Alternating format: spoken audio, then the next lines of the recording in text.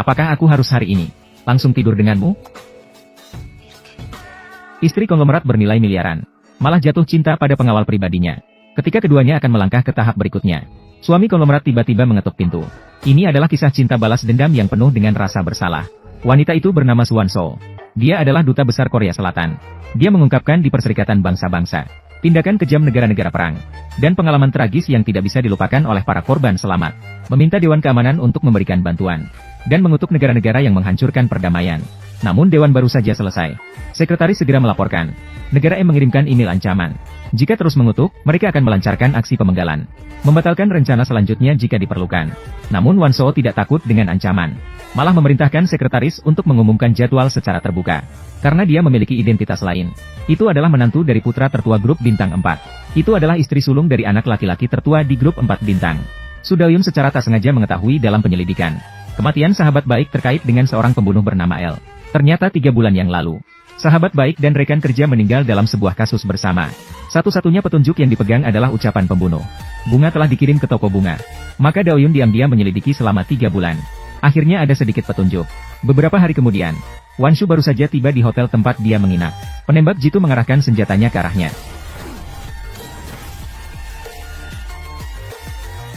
Daoyun mendengar suara dan melihat ke arahnya. Dia yakin penembak jitu adalah pembunuh itu. Dia segera menyadari, targetnya seharusnya adalah Wan Shu. Maka dia sekaligus membalas serangan, sambil mengawal Wan Shu melarikan diri dari tempat kejadian.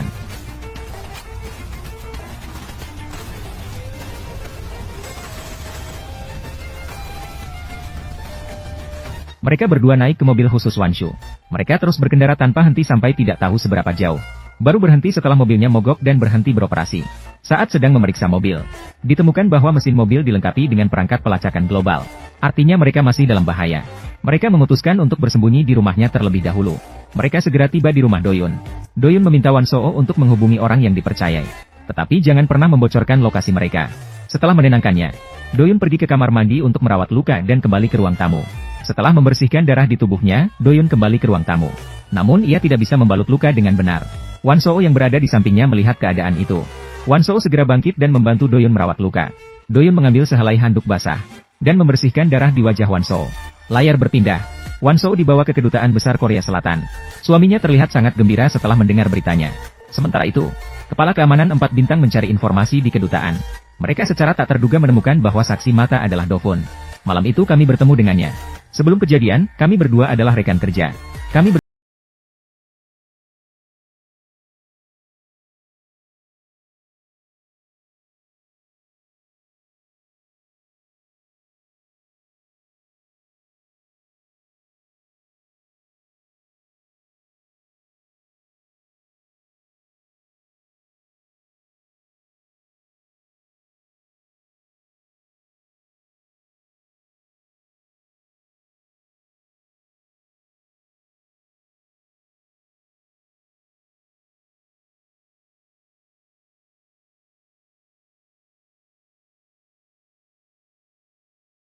suaminya memasak dengan wanita lain. Namun dia tidak marah. Malah berkata seperti ini. Tidak seperti yang kamu kira. Kalian seharusnya tidak tertangkap. Apakah kakak selalu tahu tentang hubungan kita? Jika terlihat oleh wartawan di luar, bagaimana? Kemudian, bahkan mereka datang bersama suaminya ke pesta amal sambil bergandengan tangan. Mereka bahkan menari di depan banyak tamu. Di malam hari, mertuanya memanggil Wan Sho ke dalam kamar. Mengapa kamu begitu sombong? Sejak usia berapa kamu punya kebiasaan aneh melempar barang? Wan Sho melihat sikap sombong mertuanya dan tidak berkata apa-apa. Dia melemparkan gelas yang dipegangnya ke lantai di depannya. Dan merasa tidak puas. Akhirnya, dia malah mendorong semua gelas di atas meja bar. Dia tidak mengerti bahwa melempar barang tidak akan membuat perasaannya lebih baik. Mengapa mertuanya masih melakukan hal itu? Aku dengar kamu sudah tahu dari dulu. Dilihat dari situasi saat ini. Kamu juga tahu, kan? Aku dengan baik hati memberimu tempat tinggal, si pengemis busuk ini. Biarkan Anda menjadi seperti sekarang ini. Aku berhasil karena usahaku sendiri. Ternyata semuanya adalah rencana mertuanya. Dia ingin membuat menantunya marah dan pergi. Namun, Wan Sho sama sekali tidak memiliki niat untuk bercerai. Tidak hanya itu, dia juga memperingatkan mertuanya untuk tidak terlalu banyak mencampuri urusan yayasan amal. Jika dia dipaksa untuk bercerai, maka mertuanya juga tidak akan bisa tenang. Artinya, Wan Siu memiliki pegangan atas mertuanya.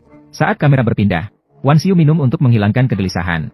Tanpa disadari, dia minum terlalu banyak. Tepat saat Duyun yang lewat melihatnya. Biasanya, Sebagai petugas keamanan seharusnya tidak ikut campur. Namun dia selalu khawatir. Dia berbalik dan kembali. Kejadian menariknya, Wan Xiu keluar dari restoran. Wan Xiu tidak memperdulikan Du Yun. Dia masuk ke dalam lift dengan keadaan mabuk. Namun saat pintu hampir tertutup, seseorang membukanya kembali. Ya, orang itu adalah Wan Xiu.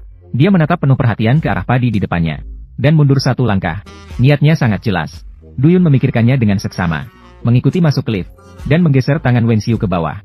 Keduanya berjalan tanpa bicara langsung ke depan pintu kamar. Apakah aku harus hari ini? Aku akan langsung pergi denganmu. Apakah kamu akan pergi bersamaku? Ada detailnya di sini. Kartu kamar terjatuh di depan pintu. Sebenarnya Dayun tidak bermaksud memanfaatkan situasi. Dia ingin mengawal Wan Xiu kembali ke kamar dengan aman. Saat bersiap-siap untuk pergi, tiba-tiba terdengar suara ketukan pintu dari luar. Ternyata suaminya Wan Xiu. Dengan mabuk, dia menemukan kartu kamar yang terjatuh di depan pintu. Dia baru saja hendak membungkuk untuk mengambilnya. Kepala keamanan tiba-tiba muncul, mengatakan bahwa nyonya sudah terlalu banyak minum dan sudah tertidur. Mendengar ini, suami Wan Xiu pergi dengan kecewa. Dan kedua orang di dalam ruangan juga merasa lega. Waktu berlalu begitu cepat. Semua kegiatan telah selesai. Dayun kembali ke villa di Seoul bersama tim keamanan. Dia diberi nama Ki-1. Selamat datang, Ki-1. Apa arti KPK? Masing-masing mewakili raja, putra mahkota, ratu. Yaitu presiden, wakil presiden, ketua dewan, Wan Xiu.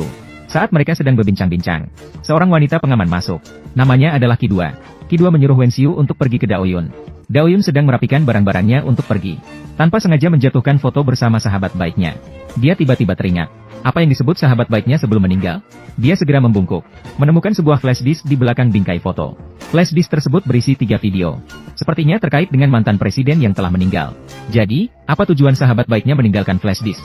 Ternyata Daoyun mengetahui ada yang mencurigakan dalam kematian mantan presiden. Maka rekan kerja meninggalkan flash disk itu.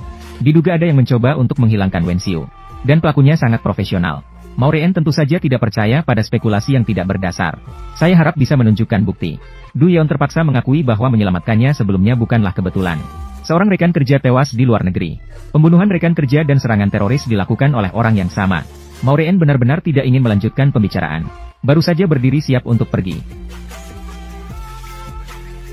Mulai sekarang, jangan percaya pada siapapun, tetaplah di sisiku. Aku akan melindungimu. Ternyata 2 tahun yang lalu, Du Yeon dan rekan kerja menerima perintah dari atasan. Salah satunya ditempatkan di penjagaan presiden. Bertanggung jawab untuk mencatat apa yang dilihat dan didengar serta melaporkannya.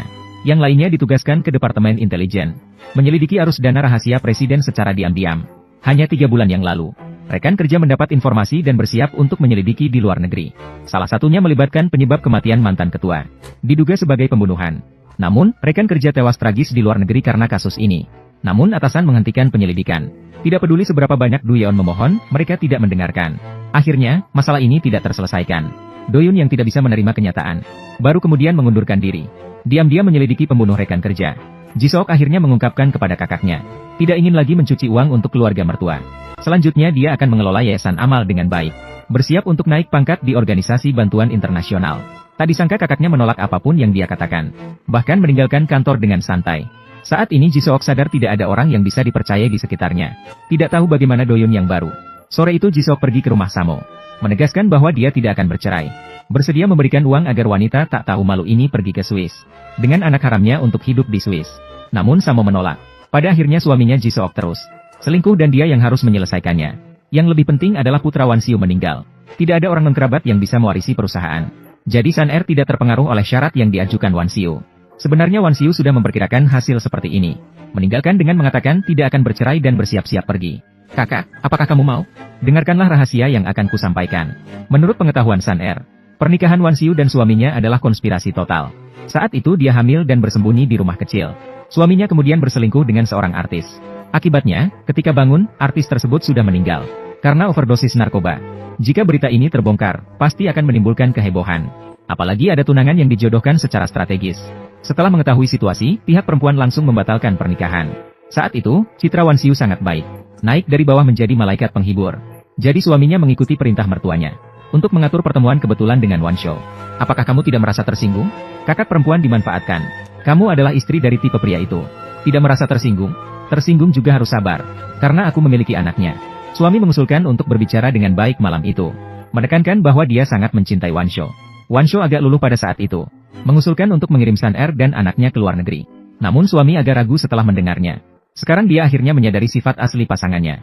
Sisi lain, Sun Er datang mengadu kepada mertuanya. Mertua memarahinya dengan keras dan mengatakan itu tidak berguna.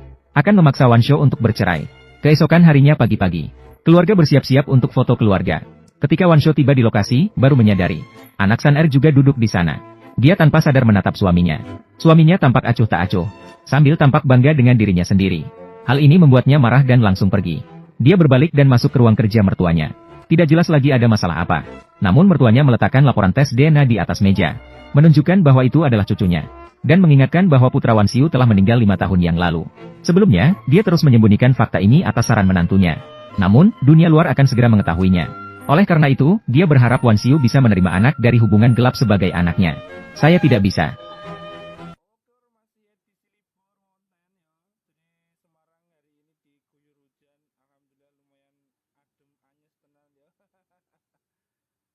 mumpung hujan ini aku mau ngecek-ngecek tumbuhan yang ditanam istriku.